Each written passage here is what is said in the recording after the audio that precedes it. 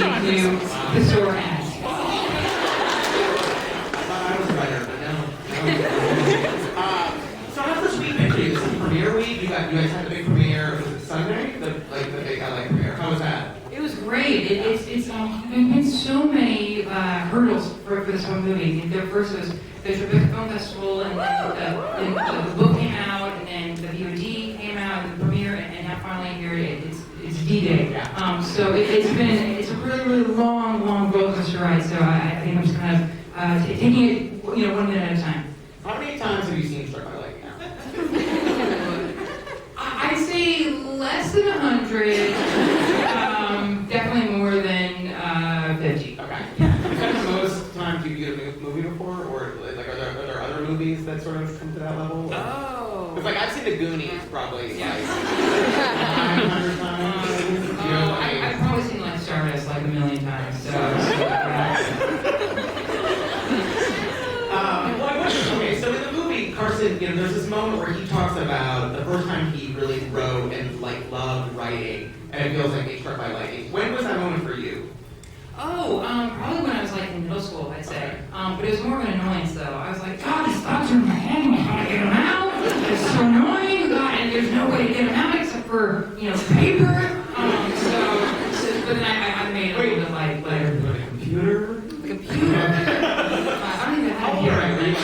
Yeah, okay. Yeah, I didn't have a computer when I was 12. Okay. But so, I mean, what was that? Was the first time? Did you want to do sort of creative writing? Was it Struck by Lightning? I mean, what was your first sort of? Do you remember your first like sort of writing experience, like where you just really wanted to get it out? Yeah, it was.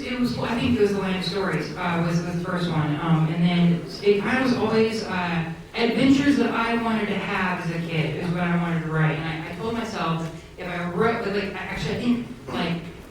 Even The Land of Stories it was kind of like this, but I always told myself if I wrote it and it became a movie, then I could play the kid in the movie, and I could actually have the adventure. So that was my thinking process. Yeah, right. You can still kind of play the kid. You're a very young baby. You're moisturizing well. Very well. That's important. I want to moisturize. You weirdly, like for how young you are, you write middle-aged women very well. Like I was watching the movie again, I was like, wow, you write Allison Janney real well. Thanks. Like, why do you? Also. Oh, thank you. Also, yeah, I mean, I think of my spirit animal is like a grassy old broad, so that's kind of how I feel. Yeah, I agree. McGonagall, yeah. Did you, when you were writing, when you had first written the script, did you ask Ryan Murphy or Brad or Ian? Did you ask anyone for kind of advice or guidance? Wow. Not at all. Nothing. No, I'm always afraid this business can be really, really tricky. So I never asked any advice or from anyone because I was always afraid that if I asked for advice, they would think I was trying to ask something from them. So I didn't want that. I tried to kind of learn as I went. Yeah. And how many drafts did you go through for this? Like, do you remember? I think at the most 3. I mean, and it really wasn't. I mean, the first draft was 150 pages. It was a long movie, long sarcastic movie. It was like a Hobbit, right? But then of course I had to shorten it down, and I shortened it down to a 90-page script, which is what is acceptable. Do you? I mean. Looking at this now, and going through this whole experience, do you prefer one thing or the other? Like, do you like acting more? Have you liked the writing process? Do you like books? I mean, does one thing, kind of trump the other ones? I don't think I can ever pick a favorite, but I certainly love writing something and then portraying it. Like, I think that's because as an actor, you know the character fully. You know what's in his pockets. You know what to have for breakfast. If you want to go that far. But again, I really love having that certainty when you're on set. And you've already written your next screenplay, right? Yes. Yeah, it's about an asylum? It is, yes. But it's not like American Horror Stories. No, thank God, too. I wrote it quite a while ago, so I was terrified people would make a comparison. So Ryan Murphy's doing, I guess, from you? No. I would hear about it, so you can see if you want to. He didn't. No, it's more historical than horror. Tell us the title. Please tease us. What is the I can't. Okay. I will say this. The whole movie is based on an old Carl Jung quote, and the title's in the quote. Oh, you're so smart.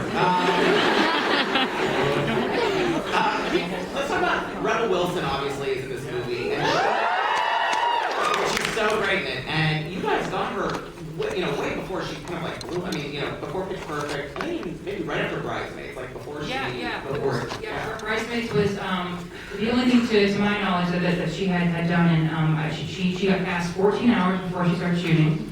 And she really was the miracle of the movie. And we were joking because she left Star Lightning to go to Florida to film Pitch Perfect. Yeah. So she was making all kinds of we were making like show choir jokes and all that on set. Yeah.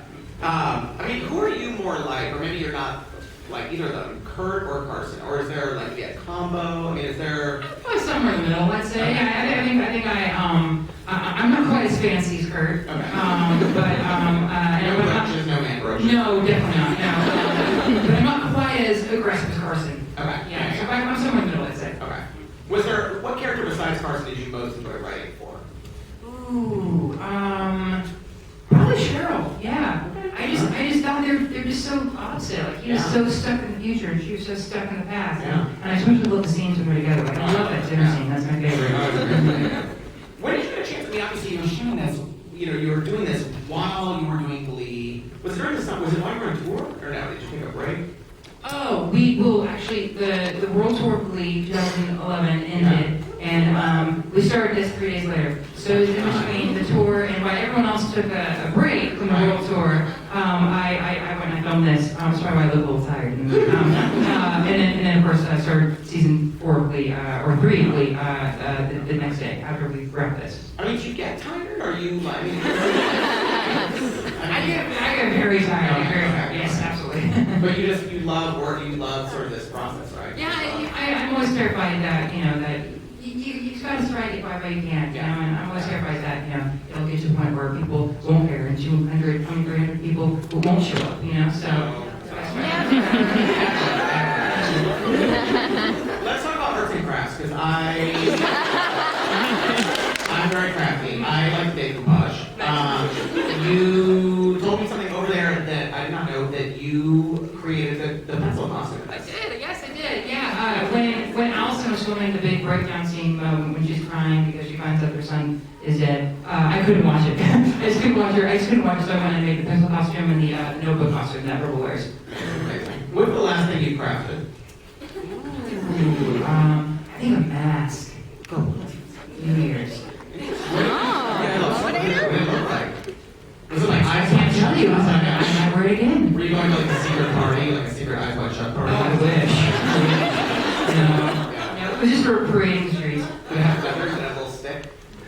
I can't tell you. I threw my own music for But it. you typically don't you always make your Halloween. I do. I wrote myself. I have to make my Halloween costume. What were you this year? I was several things this year. I was a llama assassin. I mean, so was I. It's common. You were a Chinese. It was, and I was also a guillotine. Sure. I mean, so how do you feel? Okay, so we're going into the second half of season 4 of Glee. What can you tell us about that? I know nothing. I don't know. Lies. No. More than I do.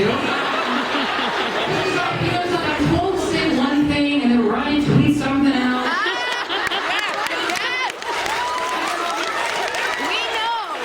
don't know what to believe anymore. I really don't know. I don't. You're lying. I'm not. Yeah, you're not. All right, let's open it up. You guys have questions, so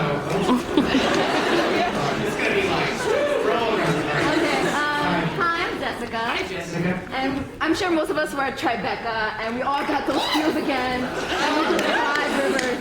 But I wanted to ask, what was your most memorable behind-the-scenes moment besides seeing your funeral? Because we know you said that a couple of times. So what's another behind-the-scenes moment that you're like, oh, I'm curious for everyone? Oh, probably because the movie had such a low budget we couldn't afford to have extras, and so when that many people came out to be in the homecoming scene, and I think I tweeted something and said, if you're in the Los Angeles area and you want to be in a movie, come on down. But I had no idea thank you. I had no idea that that many people would come up and support me, so that was really touching. Thank you. Hi, Chris. Hi, I'm Mary. What is your dream Broadway role? My dream Broadway role. You're right. Hero? No. Okay, tell me where this is. I've always mentally identified with the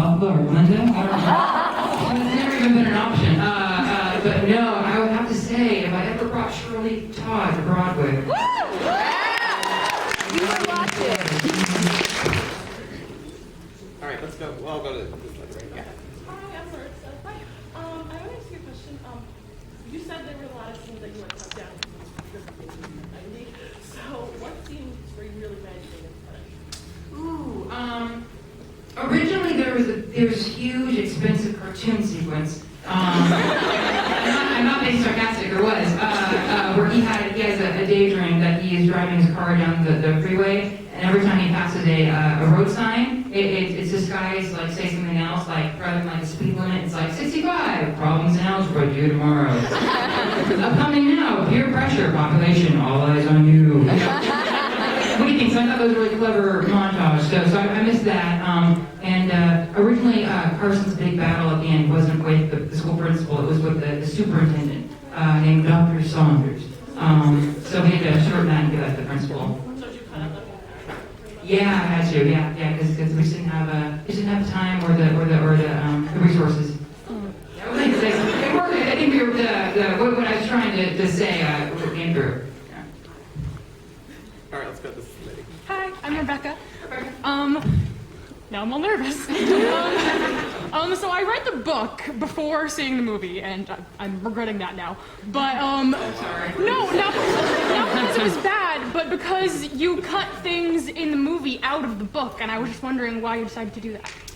Because I wanted the book, since the book was technically written by Carson, it was his journal, I wanted everything to only be what he saw. So I couldn't have like mom in the pharmacy or the funeral stuff because he was dead. He wasn't around when the mom was, when he was at school, he wasn't with the mom. So is there something in particular that you're talking about? Yeah, I was mainly talking about the scenes with Cheryl, because like you could have, like, obviously it's your choice, you didn't have to do it as a journal, you could have made it like a novel, and this is more of a journal. I thought people were fun to complain, to narrate. That's why I did the journal instead, just to kind of entertain myself. But yeah, no, that's the only reason why. But yeah, I thought I played with the idea of making it like a Lovely Bones book for a minute, only a minute.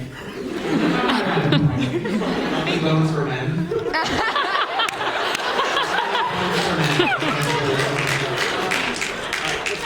Start moving back.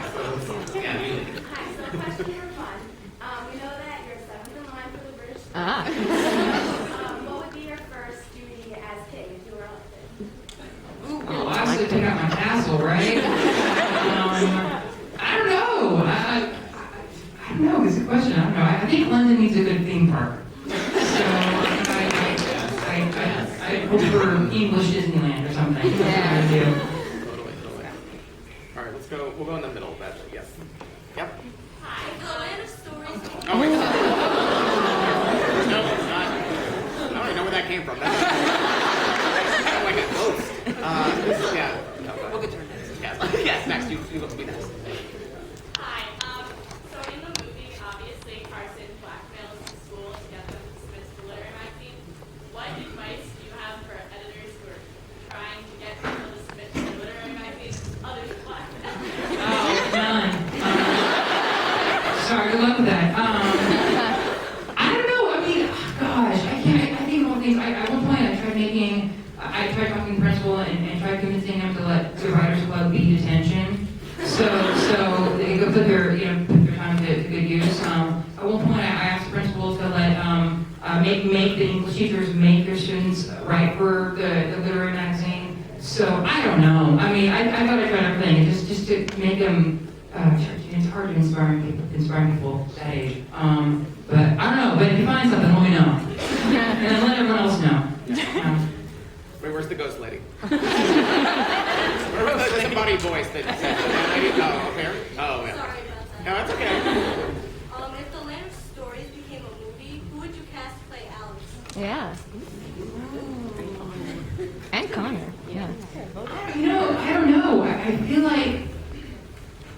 I mean, it's hard to say because even if we start planning it now, it'd be like 2 or 3 years before it actually probably started filming. So whatever the little girl would have to be like, I'd say 8, like right now. I don't know, but I almost would hate to say a name just in case it happens. I wouldn't want her to be disappointed if she didn't get cast. And he said, you're the caster right now.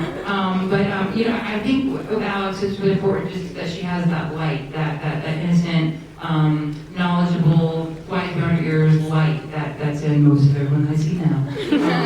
So someone like that, yeah. Someone real smart. All right, let's put this lady in the, yeah. Hi, Chris. Hi. So for the submission to the literary magazine, I was wondering which one is your favorite book to write? Oh, the one by Hannah Morgan, Being Mrs. Bieber. Yeah. Well, for one, I thought it was very dangerous to kind of have Justin Bieber and One Direction joke in there. I don't know, I thought it was funny. I thought it was almost like a wink at fangirls everywhere. And I know things like that happen all the time. And I got to make fun of Glee, so that was fun. Let's go with the lady next to the cardigan lady. Hi, my name is Chelsea, and I wanted to know if you had an unlimited budget, or I don't know, unlimited, but if you could film a larger budget, like big budget, and you're doing a movie, where would you want to do it? Like, have it filmed? Ooh,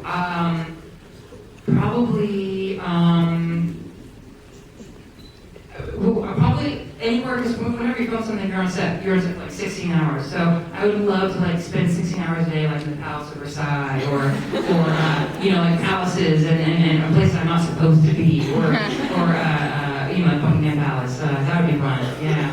So that. All right, let's go. Gentleman with the scarf. Man, yes, there's a man here. The only one. When you were writing the character of Carson, did you have this wherewithal that you were pretty much crafting like a postmodern individual that's not yet represented in almost any other platform? Oh, I didn't think quite that heavily. No. I just wanted to do a character that I had seen that I thought I was, that I personally could relate to.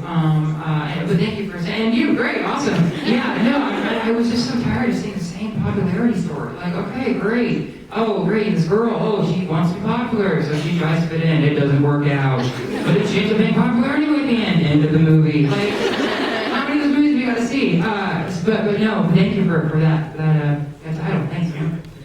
I guess probably That's awesome. whatever. All right, let's go way over to the back. Yes, you. Yeah. Oh, hello, hi, Hi. I'm Megan. Hi, Megan.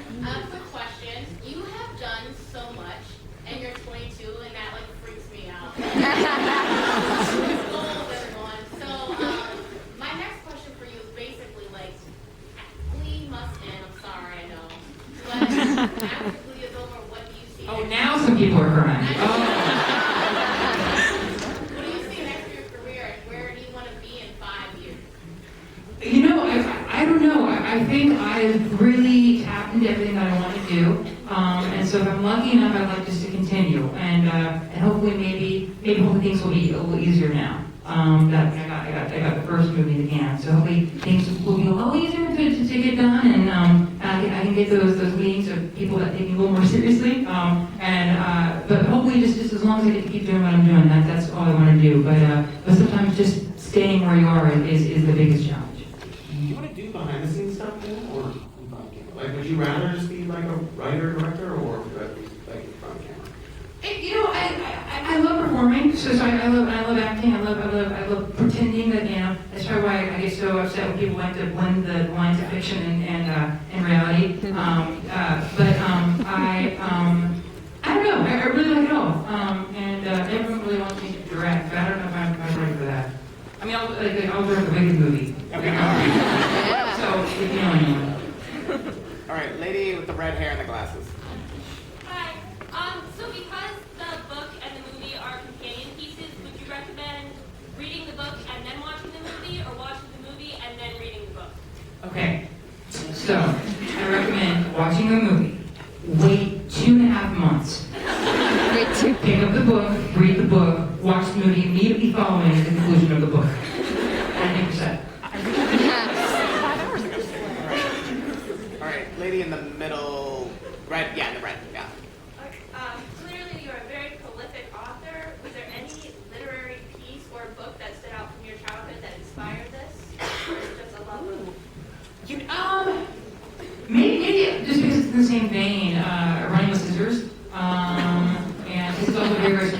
dark, and it talks about very sad things, but uses a sarcastic voice, and that's how that makes it light. In a way, I really love that device. And Augustine Burroughs uses that in every one of his books. And anybody, David Sedaris, I think, yeah. And I think Tina Fey's a burden. All right. The guy, the man, and the blue guest. Another man. Like 5 of us. Real quick question. If you could pick anyone other than you who could have played Carson, who would you pick? Well, besides Meryl Streep.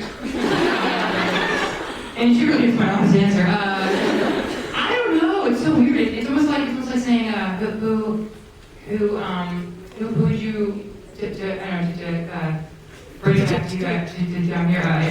It's almost like saying who would you rather see play Kurt in a way. You know, it's like there's only been one person in my mind ever. You know, and that was me. I don't know. I don't know. It is me because I wanted to hold on to the character so much that that's one of the reasons why we went the indie route, because I was terrified of someone saying, "We'll take the movie, but you can't be the lead. You don't have a female following."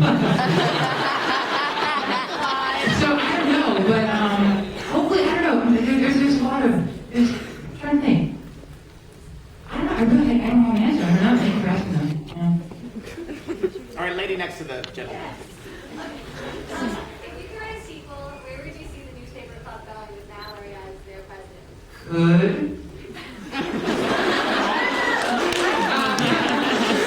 Well, first, because I'm very thorough, so I know where everyone went in my mind. So I think Mallory would have she would have had struggles as well, but she would have found herself with a new position. But I think she may have seen Carson's ghost a couple times. So have you been a sequel? Not physically, but only in my head for questions like those. All right. Yes.